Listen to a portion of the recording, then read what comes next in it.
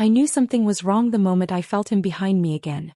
It was the same quiet stillness in the air, the same awareness that settled against my skin before he ever spoke. Damien Hawthorne had that effect. He didn't have to announce his presence.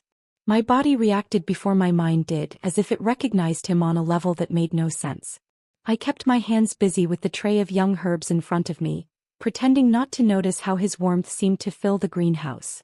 The glass panels softened the afternoon light, casting a pale glow over the leaves. This place had always been peaceful for me, a quiet corner inside Hawthorne Enterprises where no one bothered me. Everyone saw the greenhouse as a minor project. Everyone except him. "You're avoiding me again," Damien said quietly. His voice was deep but low, never raised, never demanding. Calm in a way that felt too intimate. I paused, letting my fingers brush the soft petals of a small flowering plant before answering. "I'm working," I said. "Avoiding isn't part of the job description." I expected him to step closer, to do what powerful men did, take up space and pressure you into acknowledging them. But he didn't. He stayed where he was, giving me distance even though I knew he wanted to come closer. That was what always confused me about him. The world feared him, yet with me he moved as if any wrong gesture might push me away. "How's your hand?" he asked. I glanced at the thin cut across my palm from earlier that morning. "It's fine," I said, though it still stung. "Nothing serious." He was silent for a moment. Too silent. I could feel his stare on me, warm and lingering, as if he was searching for something beneath my expression. Damien had a way of looking at me that made me feel seen in a way that was both comforting and terrifying. "You should be more careful," he murmured. "I am careful," I replied. He didn't argue. He never did. Instead, he shifted closer, slowly enough that I sensed his hesitation before I actually saw him move. The faintest hint of his cologne, clean, steady, familiar, drifted toward me. Made my heartbeat jump. I finally looked at him. His suit jacket was off, sleeves rolled up, tie loosened like he'd rushed down here without stopping at his office first. His dark hair looked slightly out of place, and somehow that small imperfection made him look softer, less like the intimidating alpha billionaire people whispered about. But his eyes, they gave him away. They always did. They softened only for me. "You should let me take care of that cut," he said. "I can handle it." "I know," he said gently. "But let me help anyway." His tone wasn't domineering. It wasn't demanding. It was steady, almost careful. As if he was asking permission rather than assuming it. I should have refused again, but something in me softened. I nodded once. He approached slowly, as if approaching a startled deer. He took my hand in his, warm, firm, careful. His thumb brushed lightly against my skin, sending a faint shiver up my arm. My breath caught. He noticed, though he pretended he didn't. "It's deeper than I thought," he said, examining it. "You should have told me." "You were busy," I said. "I didn't want to bother you." He looked up, and for a moment his expression changed. Something almost pained flickered across his eyes. "You're never a bother, Mira." My chest tightened. No man had ever said that to me in that tone. Not with honesty. Not with meaning. Before I could respond, one of the senior board members called us to the evening gala upstairs. I tried to step away, but Damien frowned slightly. "Hold on." He reached for a cloth on the table and wrapped it gently around my palm. "Just keep pressure on it for now." He didn't let go of my wrist immediately. Not until I looked up and met his stare. Something warm and unsettling passed between us. Unspoken, undeniable. The gala was loud and overly bright, so different from the quiet safety of the greenhouse. I stayed near the back, holding a tray of herbal samples for investors to examine. Damien stayed close, but not in a way that suffocated me. He moved like a silent guardian, keeping just enough distance to respect my space yet never letting me out of sight. But when I felt a sharp sting in my palm, worse than before, I flinched, dropping one of the glass sample vials. It shattered on the floor. A couple of heads turned. Damien reacted instantly. He stepped behind me, catching my wrist before I touched the shards. "Careful, your hand." His voice held a rare edge of panic. "I'm fine," I whispered, embarrassed. He didn't seem convinced. Without warning, he lifted my injured hand, bringing it closer to examine it. His eyes flickered with something I didn't understand, something deep and instinctive. That moment changed everything. I felt a sudden warmth spread across my skin. A pulse. A pull. My breath shuddered and Damien's grip tightened almost imperceptibly as he leaned closer. Mira, he whispered as if he was fighting something inside himself. Before I could ask what was wrong, he moved so gently it stunned me. He lowered his head and pressed his lips against the skin near the cut. A warmth surged through me so strong my knees nearly gave way. Then came the faintest sting. Not pain. Not force. Just a burning heat that spread from his touch, soft but impossible to ignore. When he pulled back, his eyes were different. Warmer. Brighter. And something inside me had shifted. You marked me, I whispered, stunned. He swallowed hard, his breathing unsteady. I didn't mean to. I lost control for a moment. A mark wasn't a small thing. Not in our world. It created a bond, a connection you couldn't fully break. I shook my head slowly. Damien, why? His voice trembled, barely audible. Because I've been trying not to love you. And I failed. The words hit me harder than the mark. I felt dizzy, overwhelmed, unprepared for the heavy rush of warmth inside me, like the bond was trying to mold itself around my heart. I stepped back, unable to think clearly. I need air, I whispered. I walked away before he could stop me. The mark pulsed under my skin, reminding me of something I wasn't ready to face. Later, when I overheard him speaking to his beta, quiet, conflicted, admitting he marked me partly out of fear of losing me, it hurt more than it should have. Not because he didn't care, but because he cared too much, too quickly, too intensely. I couldn't process it. So I left. I didn't know how to handle the way he looked at me, like I mattered in a way that could break both of us. I slipped out into the night, the mark pulsing on my wrist, and ran. Behind me, in the empty hallway above the gala, I knew Damien had discovered my absence long before he whispered my name into the dark. Mira. His voice wasn't angry. It wasn't cold. It was breaking. The cabin wasn't mine, but the quiet felt like something I could borrow until my heartbeat stopped racing. I had taken nothing with me except a bag with 2 shirts, a water bottle, and the thin cloth Damien wrapped around my hand. I hadn't realized I packed that until I found it in my pocket hours later. The sight of it made something ache in my chest. I shouldn't have thought about him. I shouldn't have replayed the way his eyes had softened when he touched my hand, or the way his voice had broken on my name when he marked me. But the memories came uninvited, catching up with me the moment I sat on the edge of the small wooden bed inside the mountain cabin. The night outside was cool and silent. A soft wind rustled the trees. And yet I felt anything but calm. The mark pulsed faintly, not painful, just warm, like a heartbeat I could feel under my skin. I tried to ignore it, but each time it throbbed, my mind drifted to him again. I wrapped my arms around myself and closed my eyes. Damien wasn't a cruel man. Not to me. Everything he did, the looks, the small gestures, the gentle touches, never came with pressure. He always held back as if he was terrified of frightening me. And yet he had still marked me. Instinctively. Emotionally. Too deeply. A knock on the wooden wall made me freeze. Not on the door. On the wall. A soft, steady thump, like a heartbeat far away. The mark pulsed in response. My throat tightened. No, I whispered to myself. It's just my imagination. But the warmth in my wrist continued to grow, slow and persistent, like it was answering someone calling my name in a place I couldn't reach. I lay down, but sleep didn't come easily. When I finally drifted off, I slipped into a dream that felt almost too real. A forest. Moonlight filtering through branches. And Damien standing between the trees, his expression soft, his hand reaching out for me, not to take me but to touch me gently. His mouth formed my name, but no sound came out. I woke with tears in my eyes. The bond was growing even with distance. And I didn't know whether to fear it or welcome it. By morning, the sky was pale gray with thin clouds spreading across it. I stepped outside, inhaling the crisp mountain air, hoping the distance would help clear my emotions. But instead everything felt sharper. The wind was cooler, the scent of pine thicker, and my senses more alert. Too alert. I could hear leaves shifting farther away than normal. I could sense someone moving at the base of the mountain, too far for normal hearing. What is happening to me? I whispered. I remembered the strange dreams, the heightened senses, the warmth inside my chest. The mark had awakened something in me, something I didn't understand.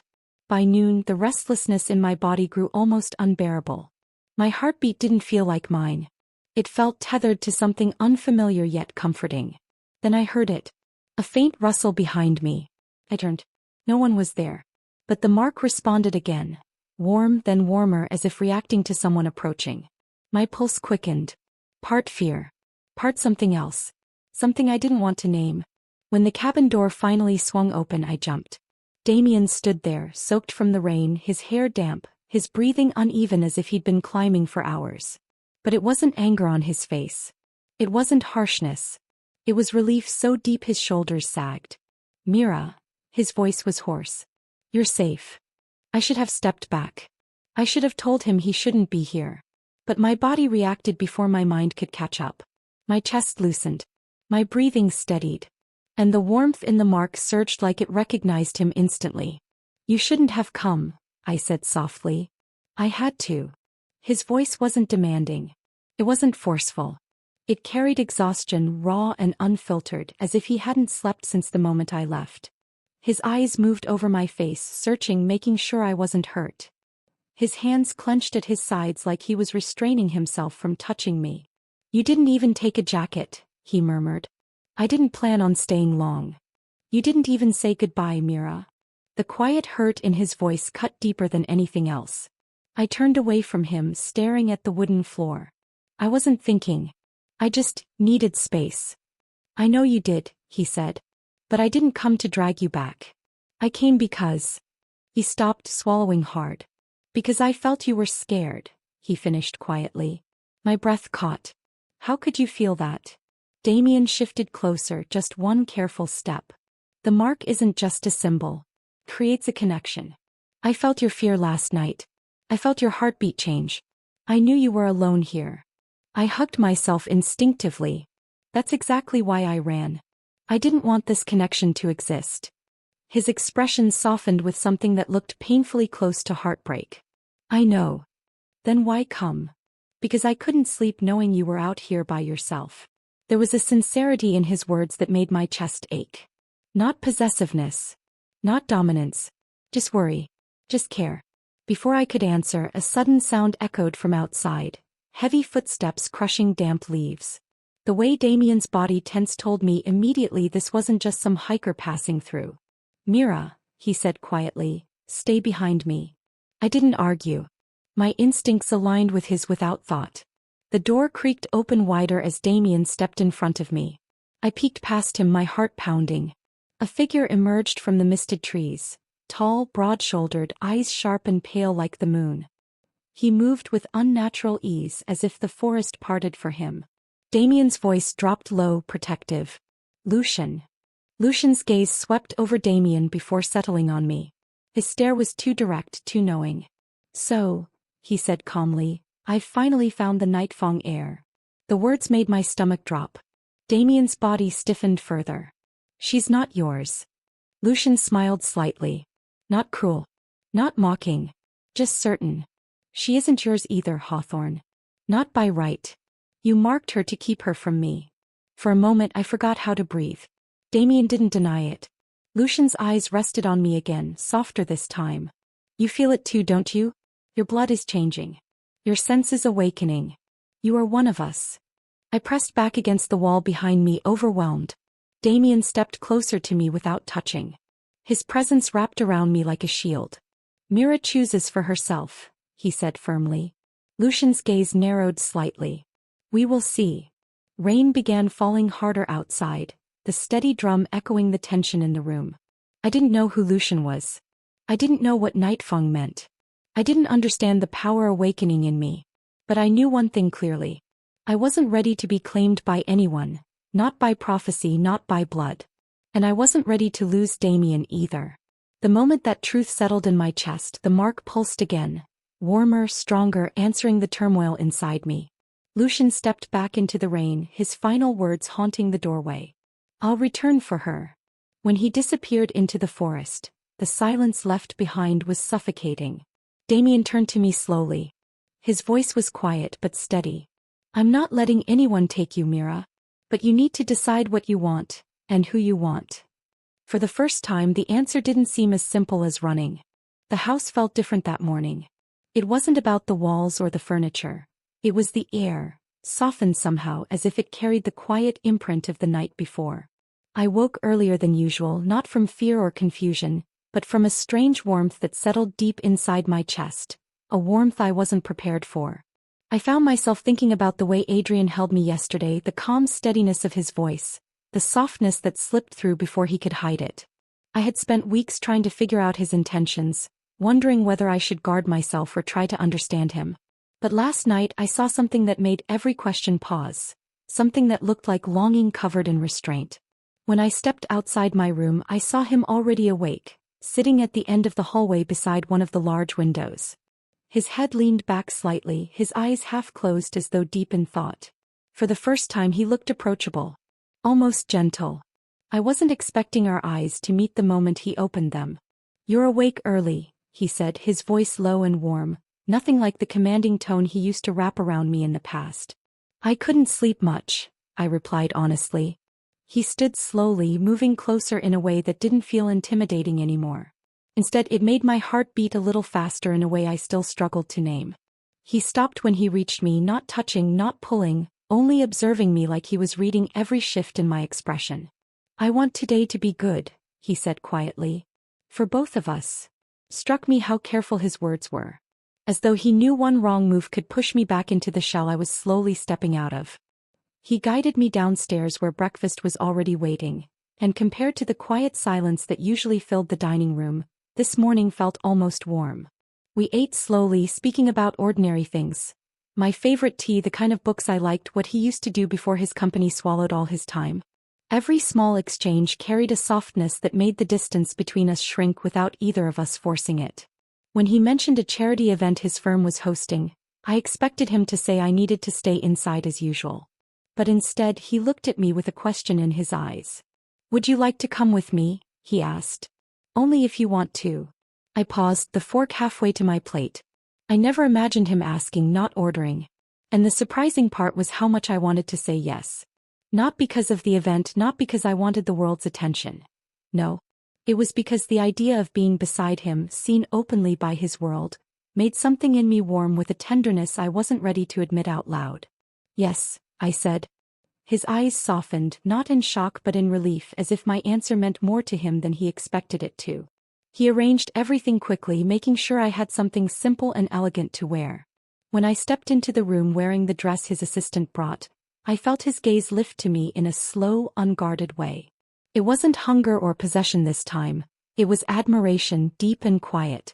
The kind that reached me without him saying a word. My cheeks warmed without my permission.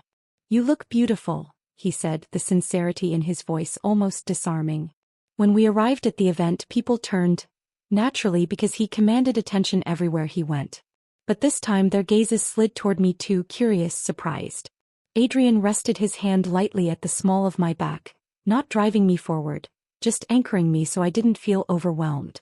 And somehow it helped. His presence no longer felt like a cage, today it felt like a shield. He introduced me to people, each time with a calm pride that softened the uncertainty stirring inside me. He didn't overstate anything or hide the truth of how close we had grown. Whenever someone spoke to me, he waited, listening to my answers as though they mattered deeply to him. But warmth has a strange way of attracting the cold. Near the middle of the event, when I went to speak with one of the organizers, I noticed a woman watching me from across the room. She was older, elegant, and carried herself with a confidence that hinted she knew Adrian well. When she finally approached, her smile was polite, but something calculating rested behind her eyes. "So you're the one he brought today," she said softly. "I suppose so," I answered, trying to maintain a calm expression. She stepped closer, her voice low. "You should be careful. Men like Adrian don't fall easily, and they certainly don't like losing control. You look like someone who can make him lose it without even trying." Before I could respond, Adrian appeared beside me, placing a gentle but firm hand around my waist. The woman gave him a knowing look and stepped away, leaving me with a strange mix of confusion and a sudden rushing warmth in my chest. "Are you all right?" he asked quietly. She said, "Something I don't understand," I admitted. "What was it?" I hesitated, but the truth came out anyway. "She said I could make you lose control." His jaw tightened at first, But instead of shutting down like he usually did, he took a slow breath and looked at me with a depth that silenced the entire room for a moment. "She's not wrong," he said. My heart skipped. I didn't know what to say. "But I'm learning," he continued. "Learning that I don't have to force anything.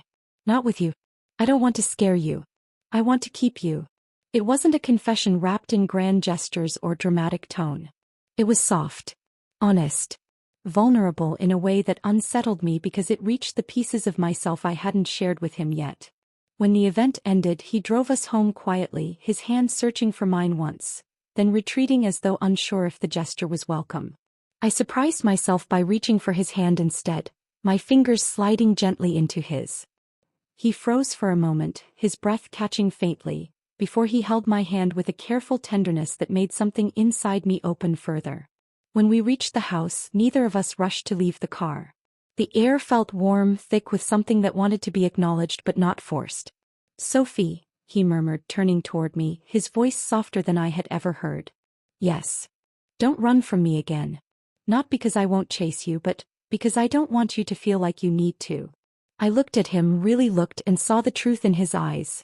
Not the ruthless alpha billionaire the world feared, but a man trying to love in a way he had never learned before. My voice came out quietly but steady. "I don't want to run anymore." His breath released slowly, like those words healed something he didn't confess was broken. Inside the house, he didn't rush anything. He didn't pull or command. He simply walked beside me, close enough that our shoulders brushed. When he reached for my hand again, the warmth between our palms felt like the beginning of something I couldn't deny anymore. It was a pull, deep, gentle, and real. By the time we reached the stairs, he paused, turning to me with a look that felt like a silent promise.